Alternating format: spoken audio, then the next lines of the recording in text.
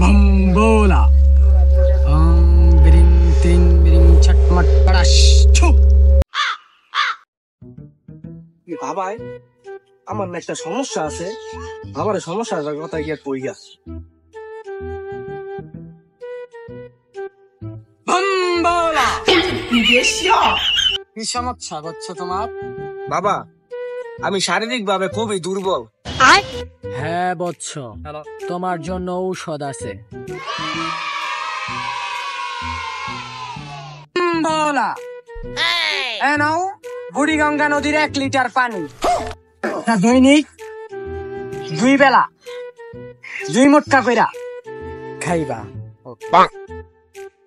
যৌবনের শক্তি বেড়ে উঠবে।